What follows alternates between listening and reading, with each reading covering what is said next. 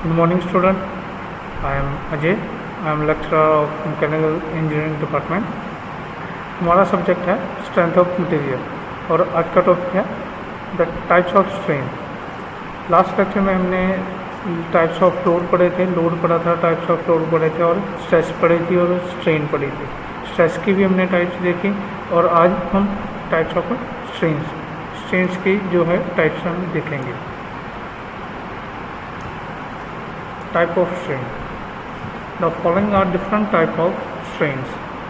कौन कौन सी स्ट्रेन्स होती हैं? Tensile strains, compressive strains, shear और transverse strains and volumetric strains. सबसे पहले हम बात करेंगे टेंसाइल स्ट्रेन्स। जैसे कल हमने एक चीज़ पढ़ी थी कि कोई फोर्स है, जैसे कि ये चीज़ है, एक मेंबर है, इसकी एक फोर्स इधर को लग रही है, एक फोर्स इधर को लग रही है, तो इसमें जो चेंज आएगा, इसकी चेंज लेंथ में जो चेंज आएगा, इसकी लेंथ जो है इंक्रीज़ हो जाएगी। जब मैं इसको खींचूंगा तो इसकी लेंथ जो है इंक्रीज़ होगी। तो जो लेंथ इंक्रीज़ हुई और जो इसकी पहले ओरिजिनल लेंथ थी, उसको हम जो इसकी लेंथ में चेंज आया उसको हम बोलते हैं tensile strain. The strain produce in the member when, जब किसी मेंबर में स्ट्रेन प्रोड्यूस होती है, when subjected to tensile force, किसकी वजह से? जो टेंसाइल फोर्स, जो फोर्स बाहर की ओर लग रही है, is called tensile strain.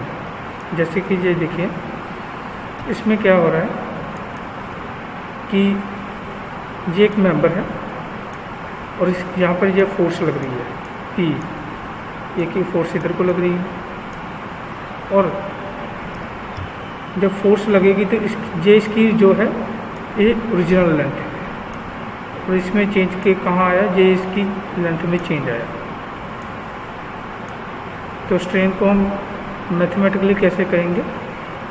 E T equal delta L by L. L क्या है? Original length. डेल्टा क्या है? डेल्टा एल, जो उसकी लेंथ में चेंज आया। There is no unit. उसके बाद है कंप्रेसिव स्ट्रेन। कंप्रेसिव स्ट्रेन में क्या होगा? The strain produce in a member when subjected to compressive force is called compressive strain. जब किसी मेंबर में हम किसी चीज़ को कंप्रेस करेंगे, जैसे इसको हम ऐसे कंप्रेस करेंगे तो इसका में क्या होगा कि कंप्रेस होगी ऐसे, तो इसकी लेंथ में जो चेंज आएगा बाय ओरिजिनल लेंथ, उसे हम बोलेंगे कंप्रेसिव स्ट्रेन। यहाँ देखिए, जैसे एग्जांपल है डायग्राम में, ये है हमारा मेंबर है एक, और यहाँ से अंदर की तरफ फोर्स लग रही है। P क्या है? फोर्स। जहाँ पर ये लेंथ जहाँ चेंज होगी, इसकी पहले ओरिजिनल लेंथ ये थी और ओरिजिनल लेंथ ये पूरी थी, अब क्या होगी? ये चेंज हो गया, जहाँ तक हो गई। कंप्रेसिव स्ट्रेन क्या है? इसको मैथमेटिकली कैसे लिखेंगे? E C equal to delta L upon L, change in length upon original length, there has no unit. ऐसे ही हमारे पास है shear strain। The shear strain produced in a member when subjected to shear force is called shear strain। जैसे किसी हम member पे shear force लगाएंगे,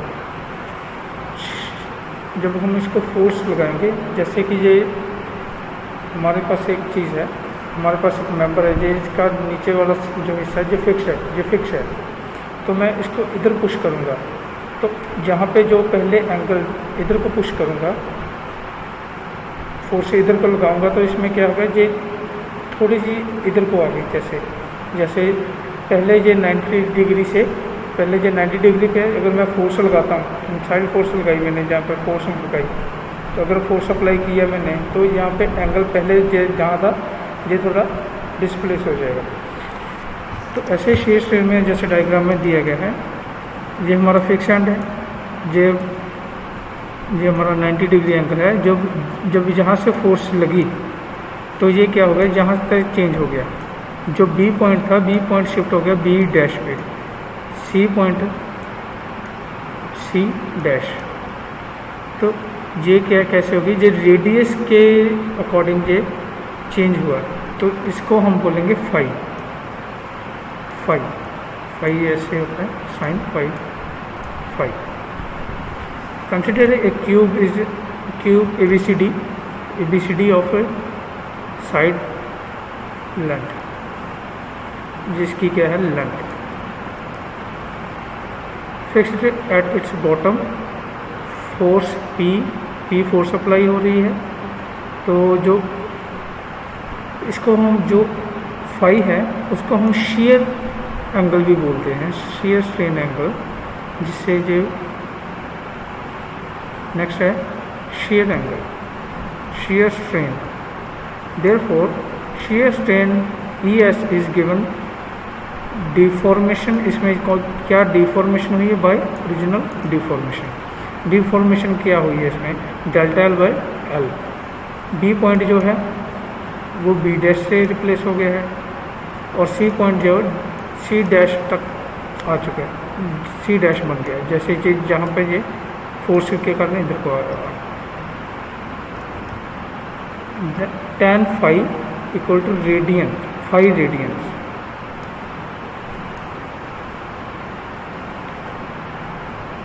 नेक्स्ट है volumetric strain.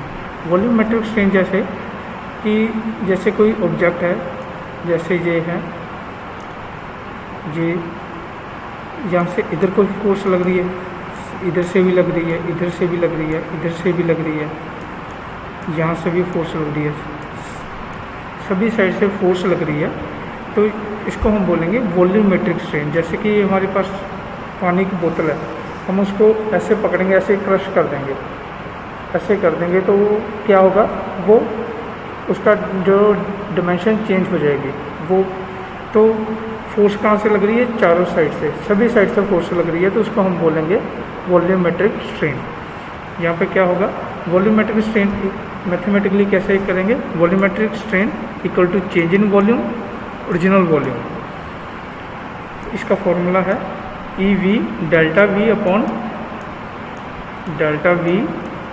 Upon V, change in length volume, change original volume. उसके बाद है हमारे पास इलास्टिसिटी एंड इलास्टिक लिमिट।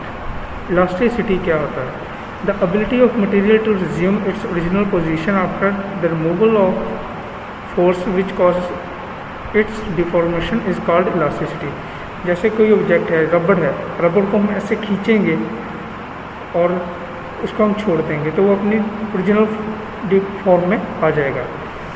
कि जैसे हम रबड़ को खींचा, फोर्स लगाया, तो हमने रिमूव कर दिया, फोर्स को रिमूव किया, तो वो अपनी ओरिजिनल शेप में आ जाएगा, तो उसको हम कहते हैं इलास्टिसिटी। और इलास्टिक लिमिट क्या है, कि जैसे मैंने रबड़ बैंड को खींचा, ऐसे रबड़ को खींचा, लेकिन ज़्यादा खींचा कि टूट गई, उस रबड़ के जो टूटने का जो ब्रेकिंग पॉइंट है, उससे पहले की डिफॉर्मेशन जो है वो परमानेंट डिफॉर्मेशन हो जाएगी, उसके बाद वो ब्रेक हो जाएगा। जो परमानेंट डिफॉर्मेशन है उसे हम बोलते हैं elastic limit. Beyond elastic limit the material will not resume its original position when the force is, अगर फोर्स रिमूव भी होगी तो ये अपनी ओरिजिनल जो पोजीशन में है वो नहीं आएगा। सो अगर इसमें कुछ डाउट है तो आप पूछ सकते हो।